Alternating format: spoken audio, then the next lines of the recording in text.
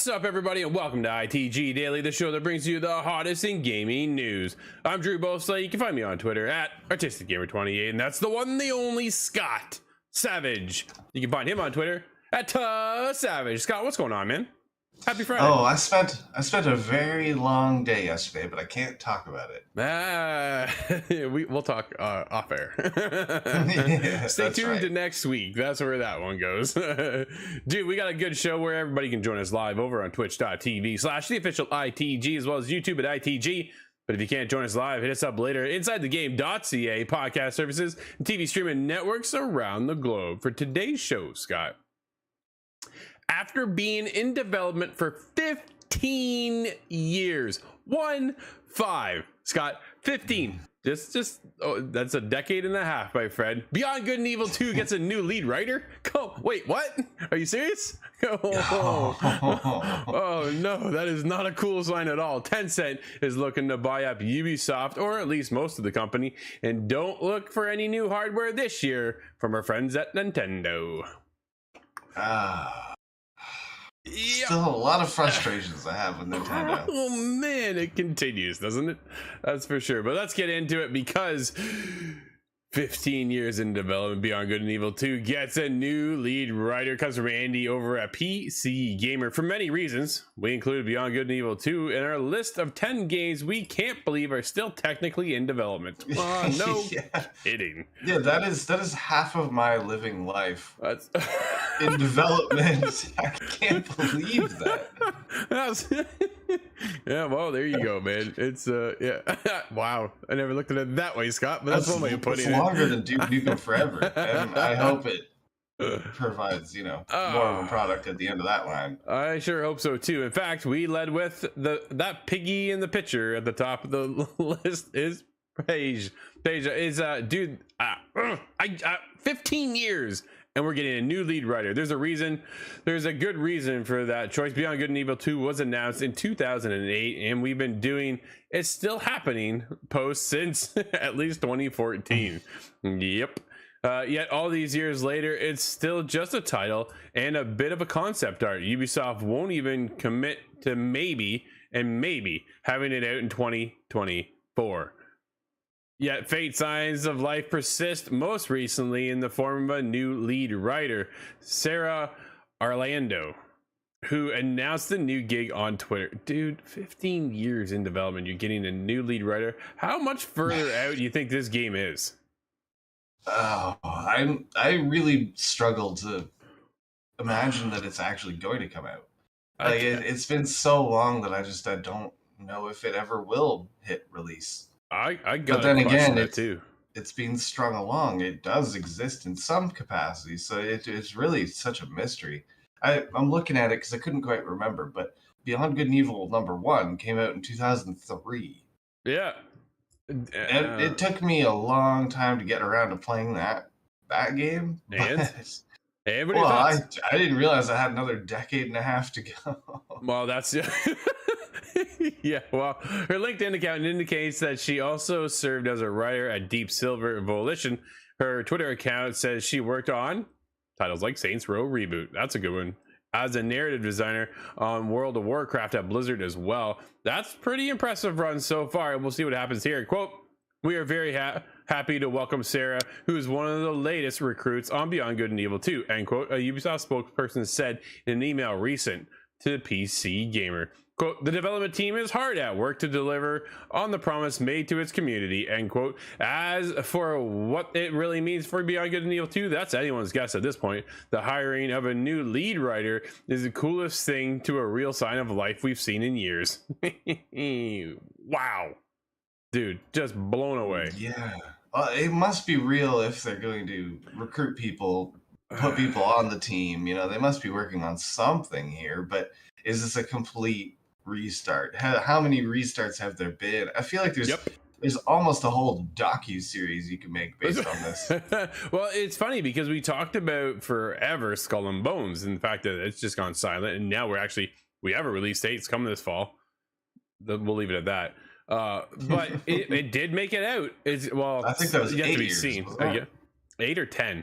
Yeah. So I think we're close to a 10-year cycle on that one, and this one is on par to double that, Scott, at this point. So I'd love to get a behind the scenes conversation going with the team working on Beyond Good and Evil 2. Like, what happened along the journey of creating this game, right? Definitely a much bigger and grander scope than the original. The first one was beloved. It's got like this little cult following behind it. I played it back in the day. Like, it's been so long. It I was played it cool, thanks but to them repackaging that on Xbox. That's oh, where I there you got go. to it finally. But dude, it I was looks just a wee kid looking at it on the GameCube shelf in Blockbuster back in the day. now, like, so there's a little tidbit of information of like Jade apparently this time is the bad guy scenario, like that, like, so I thought this was a complete prequel. I didn't think Jade had anything to do with it. is that okay? So I watched the one trailer to kind of refresh my memory of what's going on because it's been so long, and it looks like she comes in with the Sentinels and she's like part of the bad crew. So is it a prequel or is it a sequel, or I don't remember at this point. Like, nobody knows what's going on with this game, and that's the biggest thing because we all wanted to, and it looks very, very different from the original though, doesn't it? Oh, it does. Yeah. Oh, rewatching that video was such a trip because look at the scope of the game that they put forward, the ideas behind it. It makes me, a decade ago, nobody would have even been thinking about a game this large. So it really pushes what kind of technology we use, even if we get what this demo is playing, which is several years old now. Well, this has got to be still advanced. Last gen, like, dude, you've got to think this skipped a whole generation of consoles, right? Yeah, just in production it skipped too. Like, that is mind-blowing to even consider that they've been in development that long and now they're just moving into a new lead writer. How much of the story is Sarah gonna have to rewrite?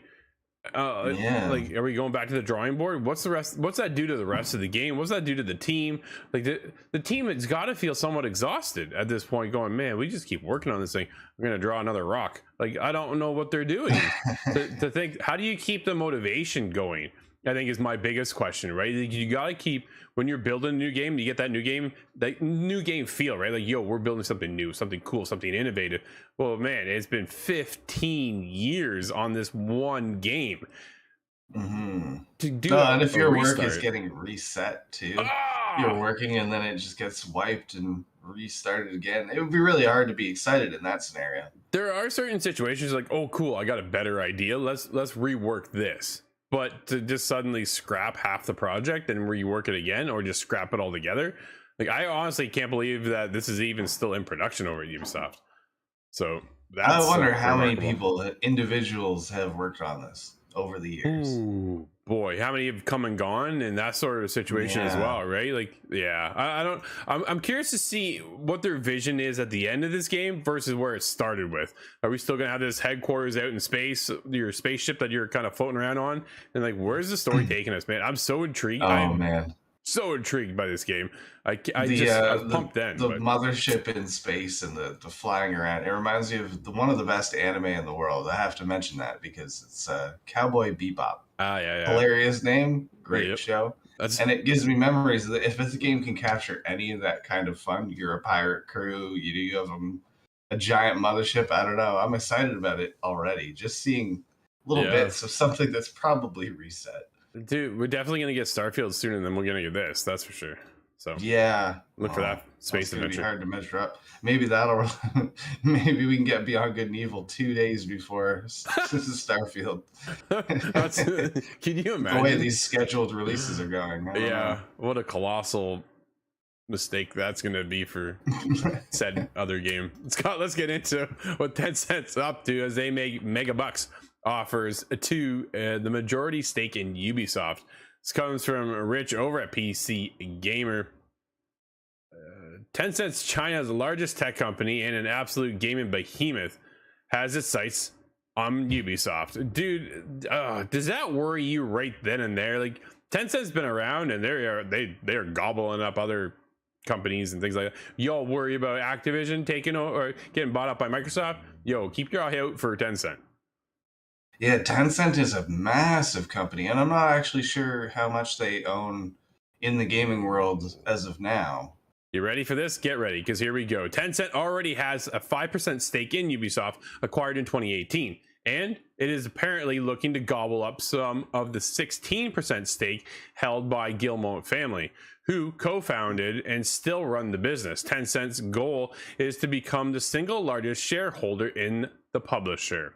Ubisoft is currently valued at around $5.3 billion, and Tencent is looking to buy a price of $101.84 per share. Its 2018 stake was bought at roughly $67 per share. This is a massive offer. Ubisoft's stake price or stock price has averaged around $45 per share so far this year, while its highest ever valuation was around $110 in 2018. 80% of Ubisoft is publicly owned, and 10% is Tencent is looking to acquire shares from elsewhere, as well as the Guillemots. They're looking to gobble them up. Yeah, well, if they're the largest stock owner, I believe that makes them able to vote, veto on certain decisions, and become a real part of the company that way. Well, that's their way of slowly taking over, right? While Ubisoft's shares went up 15% following Reuters' report about Tencent, which certainly shows that stakeholders or shareholders like the sound of money, while the Guillemot family company, which holds their shares, also rose 7% in value. It's unclear how far along the projected deal is, with Reuters sources saying no deal is finalized, though Tencent executives met the Guillemots in May and have submitted an offer with the company's high price. Scott, let's get into, I want to jump down a little bit in the article, because let's get into who they already have stakes and shareholders with. So yeah, that's companies they bought, right? It already has stakes in the likes of Epic Games, Riot, Supercell, and Frontier, while outright acquiring studios. You ready for this? They own studios like Sumo, Turtle Rock, Playtonic, and Digital Extremes. It's actually pretty dizzying just how much of the gaming industry Tencent owns. And you're worried about Microsoft, everybody with Activision. Take another look, because Tencent is gobbling up everybody else. That's now, if Microsoft buys Tencent, then we all have something to consider. Dude, can you imagine? Yo, that's that'd be a ballsy move. Wow. It is staggering to take a look at one company and how much they are invested with all the other studios and the studios that they already own, right? You want to talk about when the monopoly going on, Tencent's the company you got to be kind of mindful of.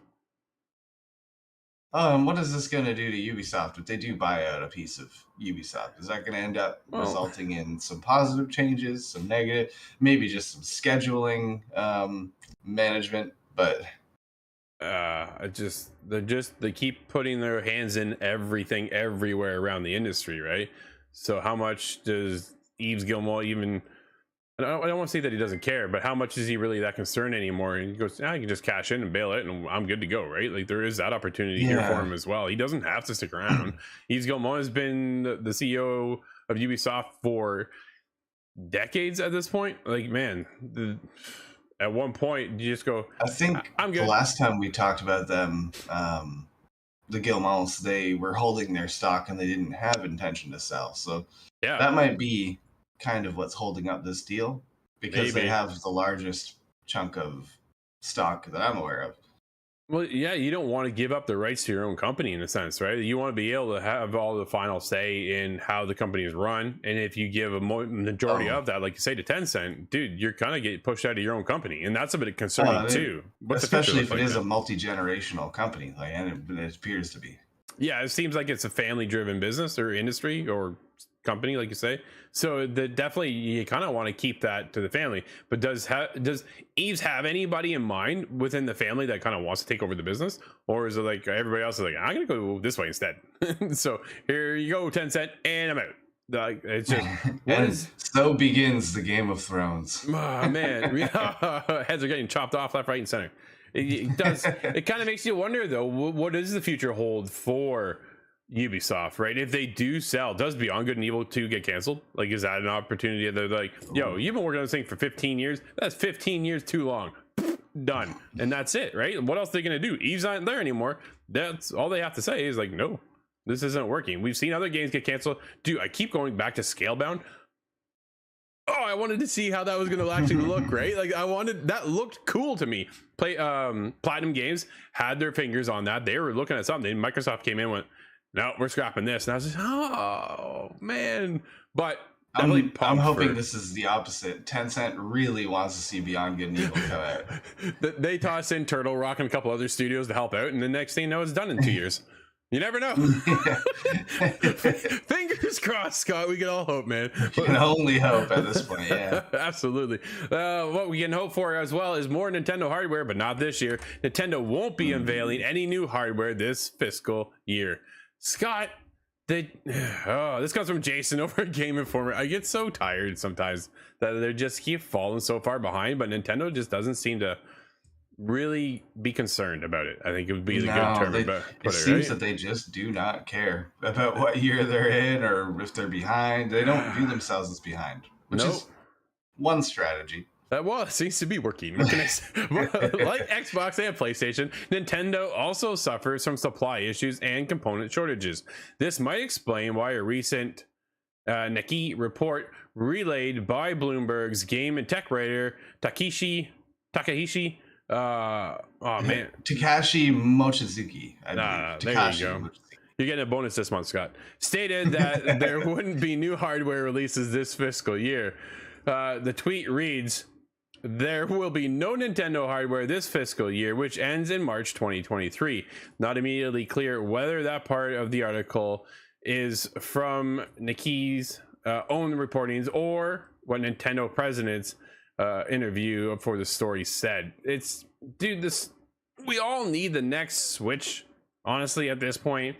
I was actually talking to a developer not too long ago. She's like, we make story driven games that aren't like graphic novels, in a sense, that aren't really, they don't matter for the Switch, because the Switch is what it is, and it allows them to create their games that don't need that high fidelity that we were hoping for with Breath of the Wild 2, right? That experience, you want to be that Naughty Dog graphic level kind of scenario, and you don't need that for some of these games. So for some developers, that's not a concern at all.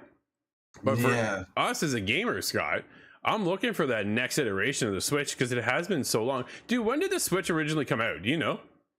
Oh, I'm not actually. I want to guess 2014 again.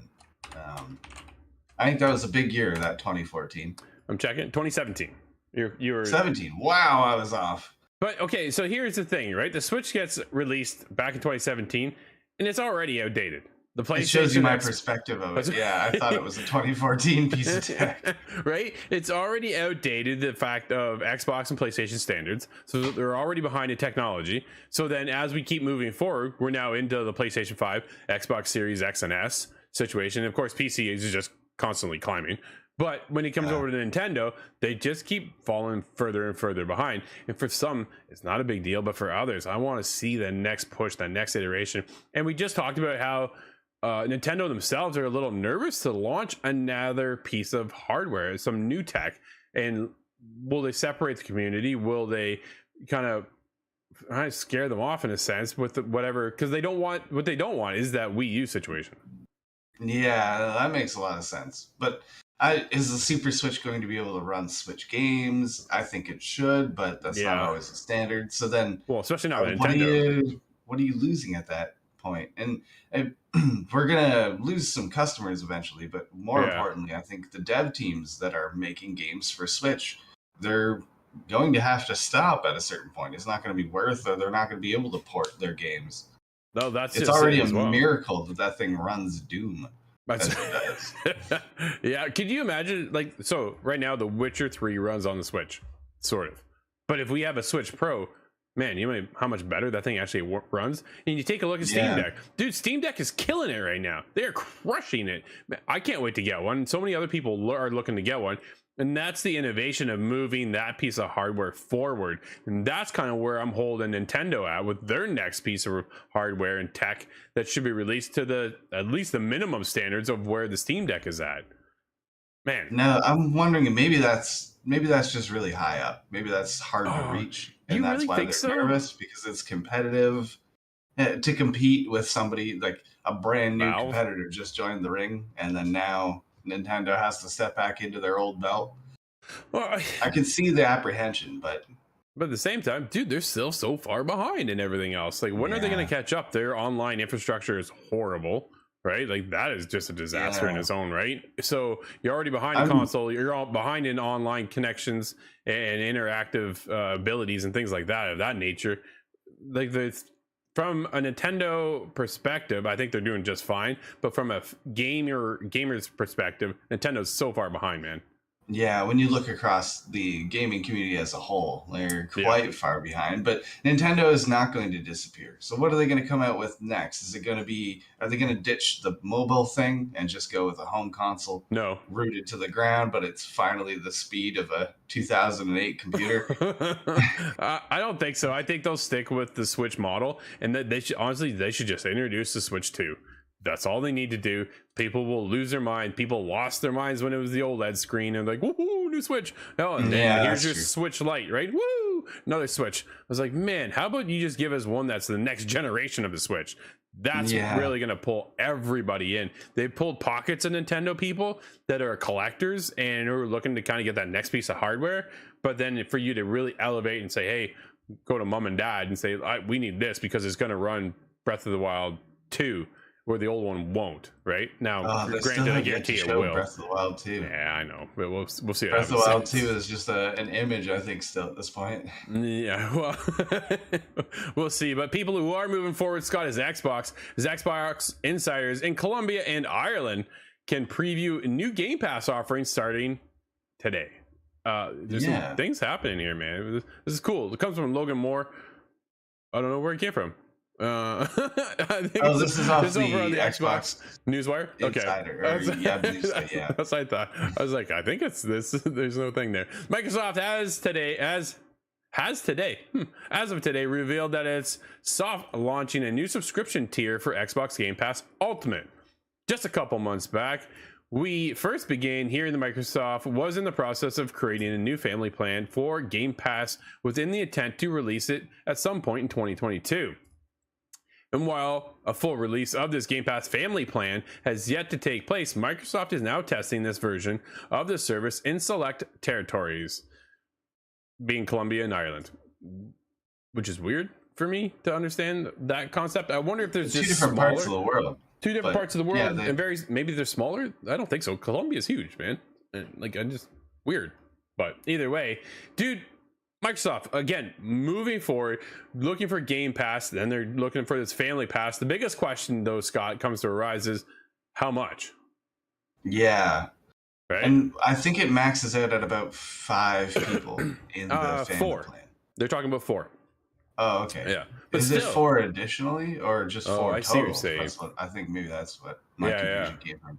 No, fair enough. That's a good question still, but no answers yet to be received there as well. But it's still a cool idea that Microsoft is allowing, because Nintendo has a family pass too. But if you're playing the same game that I'm playing, only one of us can play at a time. Microsoft's not doing that. Microsoft says, hey, you guys want to play together? Here you go. Here's a family Game Pass service that you can all jump in and all play together at the same time. Dude, I love it. I love Xbox. Absolutely love it. Oh no, that's a good addition. Absolutely. Don't change what's not broken, but then, adding it for the family, that makes a lot of sense. Does make sense. So what does make sense, Scott, is games releases, because we got some today. What do we have? We have Recipe for Disaster, as released on PC.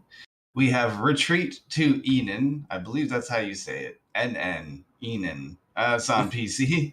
And we also have Gigabash. Gigabash releases on PC, PS4, PS5, Xbox One, XS, and the Switch. Whew, there's a list. No Stadia. Dude, no. Retreating Enon and Gigabash, you just reviewed those, so you can check those out over on our YouTube channel. Make sure you swing by there. But Scott, guess what? Dude, it's Friday, and that's it for the show. This has been ITG Daily, the show that brings you the hottest in gaming news. You can always join us live at 11 a.m. Eastern over on twitch.tv/the official ITG is YouTube as well at ITG. But if you can't join us live, hit us up later inside the game.ca podcast services and TV streaming networks around the globe. I'm Drew, that's Scott. Everybody enjoy your weekend, and we'll see you inside the game.